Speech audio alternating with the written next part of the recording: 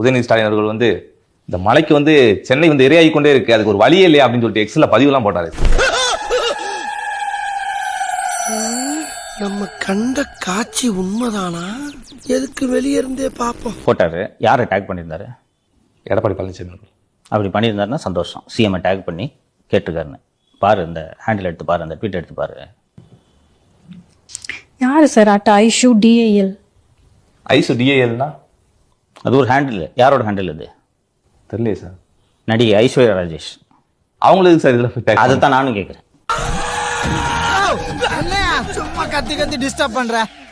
சேர்க்கை சரியில்லை, பழக்க வழக்கங்கள் சரியில்லை, போற வர இடங்கள் சரியில்லை, போனை செக் பண்ணி பார்த்தா ஒரே பொம்பளை படமா வருது.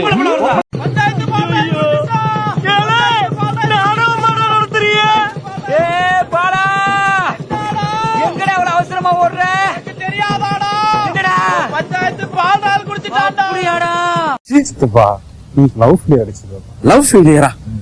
நம்ம குடும்பத்துக்கு இதெல்லாம் தேவையா கோபி? பொம்பளை சோக்கு கேக்குதா கோபி? பொம்பளை சோக்கு. தீபாவளி அப்படிங்கிறது ஒரு நாள் தான். ஆனா 5 வருடமா தீபாவளியா இருக்குன்னா அதற்கு ஒரே காரணம் ஐயா ஸ்டாலின் அவர்களுடைய ஆட்சியில தினம் தினம் தமிழர்கள் தீபாவளி அப்படி தம்பி போதும்பா. எதிரிகள் கூட ஒத்துக்கும் வண்ணமா வந்து பாத்தீங்கன்னா இந்த பொற்கால ஆட்சியில் கற்கால ஆட்சி யாருக்கு? பின்ன கற்கால ஆட்சி அது கற்கால ஆட்சி தான். வேற என்ன கற்கால ஆட்சி? ஆனாலும் பொற்கால ஆட்சி யாருக்கு அப்படின்னா அது நம்ம ஸ்டாலின் குடும்பத்திற்கு.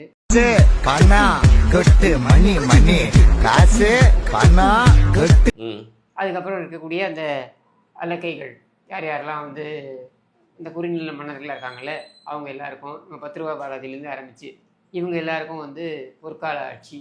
உருட்டு வழியில் உருட்டி பொழைக்கும் குருட்டு உலகமடா நண்பா, உருட்டை பழகி கொள்ளடா. எல்லாரும் கையில கருப்பு பட்டை கட்டினோட எல்லாருக்குமா ஒண்ணு போல பிபி குடியிலே இருக்கக்கூடிய சிறைவாசிகளுக்கு ஒரு அடையாளம் கொடுப்பார்கள்.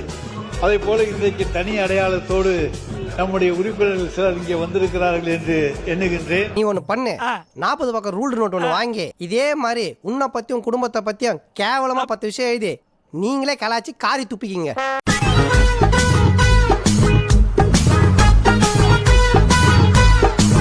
இப்போ ஒரு மலர் இருக்கு. அந்த மலரை வந்து ஒருத்தங்க மேல போட்டு மரியாதை செலுத்தணும்னு நினைக்கிறேன். அந்த மலர் அவங்க மேல படணும். அதனால அந்த மலர் அவங்க மேல படுற மாதிரி தான் ஒரு மலர் விலையம் வைக்கணும் அப்படிங்கறத புரிஞ்சுக்கிட்டு உலகமே ஒரு திசையில பயணிச்சாலும் அந்த மலர் அவங்க மேல படணும், மரியாதை செலுத்தணும் வைக்க போனவரை திருப்பி வந்து அதாவதுங்க ஒரு ஒரு மலர் வளையத்தை கூட எப்படி வைக்கணும்னு தெரியாத நீ எங்க இருந்து மக்களை நீ வந்து பாதுகாக்க போற?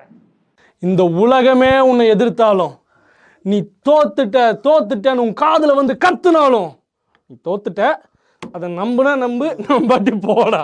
சும்மாங்கோலி அது மலர் வளையத்தை திருப்பி எடுத்துன்னு போறிய, அது இப்படி திருப்பணும் அப்படின்னு நீ தான் அங்க டேமுக்கு பூ போடணும்னு தட்டோட தூக்கி போடுவிய. ஏன் அந்த நதிக்கு அந்த தட்டு வந்து தேவையில்லையா? அதுதான் பறக்கும் தட்டுன்ற மாதிரி மிதக்கும் தட்டு. ஜோக் இல்லையா? ஏன்னா நீ எதுக்கு அங்க போயிருக்கேன்னு உனக்கே தெரியாது. அது எதுக்கு அங்க மலர் வளையத்தை வைக்கிறேன்றத பத்தியும் உனக்கு தெரியாது. அதோடைய மகத்துவம் பத்தியும் உனக்கு தெரியாது. உனக்கு ஆடவும் தெரியல, சரி பேசாம உக்காடுறானா கேட்கவும் மாட்டேங்கிற. போட, எல்லாம் எங்களுக்கு தெரியும். என்ன தெரியுமோ அந்த பேட்டை பிடிக்கிறத சூடு. அப்படி கை தவறி வந்து நிறைய விஷயங்கள் நடக்கிறது உண்டு. அதே மாதிரி ஒரு இன்ஸ்டாகிராம்ல கை தவறி ஏதோ ஒரு போஸ்ட் ஷேர் ஆயிடுச்சுன்னா ச்சே கேவலம், அதை வச்சு அரசியல் பண்ணுவீங்க. அந்த ஒரு பெண்ணோடைய முகத்தை எல்லாத்துலயுமே வந்து போடுறீங்களே, உங்களுக்கு எல்லாம் கொஞ்சம் கூட டிசிப்ளினே இல்ல. ரொம்ப அசிங்கமான விஷயம் தான். சூப்பர் கிஷோர். இப்பதான் பிரைட் ஆரம்பிச்சு. சரி, இப்போ இன்ஸ்டாகிராம்லயே ஒரு விஷயத்தை தேடி போறீங்க, ஒன்னுத்தையே பார்த்துட்டே இருக்கீங்கன்னா அது சார்ந்த விஷயம் தான் உங்களுக்கு வந்துட்டே இருக்கும். ஃபுட் பத்தி பார்த்தா ஃபுட்டா பூனை விளையாடுறத பூனை விளையாடுறதா, நாய் பாக்குறீங்க நாய் வந்துட்டே இருக்கும். அந்த மாதிரி அப்ப இந்த மாதிரியான இந்த கருணாநிதி குடும்பத்துக்கு வாழையாக இருக்கக்கூடிய ஒரு விஷயம் தான். இது ஒன்றும் தப்பு கிடையாது.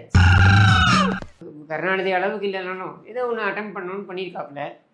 அது ஏதோ லைக் பண்ண போவோ ஷேர் பண்ண போயோ தெரியாதனமா ரீபோஸ்ட் ஆயிடுச்சுன்னு வச்சு இன்னைக்கு ஒரு பலசர கடை முதலாளி பையன் ஒண்ணு 3 வேளை சோறு போடுறதுக்கு ட்ரெஸ் நேரத்துக்கு தூக்கம். அந்த திமிர்ல கேக்குதா பொம்பளை ஷோக்கு? என்ன சொல்ல வரேன்னா, இப்போ அவர் லைக் போட்டார்னா ஸ்டாலின் அவர்களுக்கு கூட தெரியாம இருக்கலாம். கலைஞர் அவர்கள் வந்து தன்னோட இறுதி காலத்துல Facebook வேற யாரோ ஆப்ரேட் பண்ணுவாங்க, அவர் வந்து பாப்பார்லாம் ஓகே. பட் இவர் வந்து இறுதி காலத்துலயும் அவர் வந்து மார்பாடெல்லாம் பார்த்து தானே இருந்தாரு. எந்த மூதேவியோட குணம் வந்துச்சோ உனக்கு? உதயநிதி உதயநிதி உலகம் போற்றும் உதயநிதி கலைஞர் அவர் பெயரனவன். இல்லைங்க, லைக் பண்ணா இவர் லைக் பண்ணியிருக்காருன்னு தெரியும், ஷேர் பண்ணாலும் ஷேர் பண்ணிருக்காங்க தெரியும், ஸோ ரீஷேர் பண்ணாலும் அதே தான். அவர் தெரியாம கை வந்து தெரியாம பட்டுச்சு. இதாங்க அதை எதுக்கு இவ்வளோ பெரிது பண்ணாங்க அப்படின்றதே எனக்கு புரியல. ஆனா யார் பெரிது பண்ணாங்கன்றத பாருங்க. ஆமா, இவங்களால பாதிக்கப்பட்டவங்க, இவங்க கட்சியால பாதிக்கப்பட்டவங்க. வேற யாரு? நான் தான். ஓ, யார் ஆரம்பிச்சது? இப்போ நான் ஏன் சொல்றேன் திமுக தீய சக்தின்றதுக்கு புரியுதா உங்களுக்கு? யார் இதுக்கெல்லாம் ஊற்று, யார் ஆரம்பிக்கிறாங்க? சரி, நீ ஒரு கலாச்சாரத்தை ஆரம்பிச்சு வைக்கிற, அதை மற்றவங்க தொடர்றாங்க. விதைத்த வினையெல்லாம்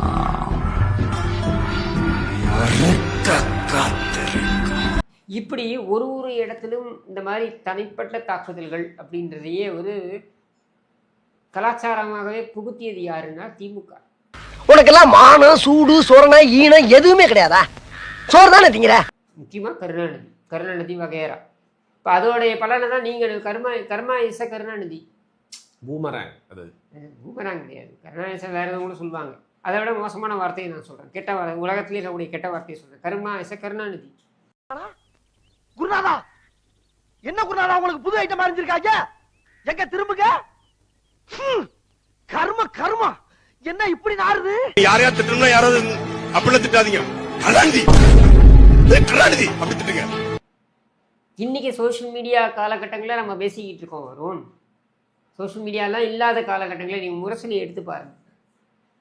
காமராஜர்லேருந்து ஆரம்பிங்க, எல்லாருடைய தனிப்பட்ட வாழ்க்கையும் எடுத்து யார் எப்படி பேசியிருக்காங்கன்றது எடுத்து பாருங்க. ஏண்டா தர்த்தரம் முடிச்ச மூதேவி, உன் கதை என்னடா காரி துப்புற மாதிரி இருக்கு. இங்கே என்ன சொல்கிறாங்க, மூச்சுக்கு 300 முறை ஈவேரா மண்ணுடா பேசுகிறாங்களா இல்லையா?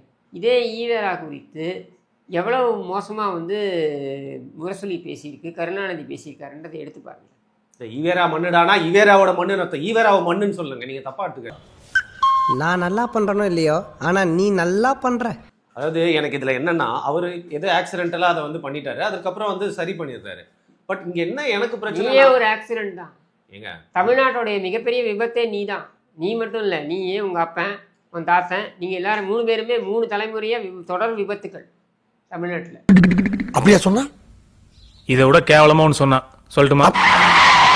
75 ஆண்டு கால கட்சின்னு சொல்கிறல்ல, நீ முன்னோடியாக இருந்திருக்கணும்ல. நீ ஆரம்பிச்சு வச்சது தான் அவங்க அடுத்த கட்டத்துக்கு கொண்டு போகிறாங்க. நீ ட்ரிஷான்னு ஆரம்பிக்கிற, அவங்க வேற ஒரு பேர் சொல்லி அவங்க ஆரம்பிக்கிறாங்க. நீ ஏன் ஆரம்பிச்ச? क्या बोलता?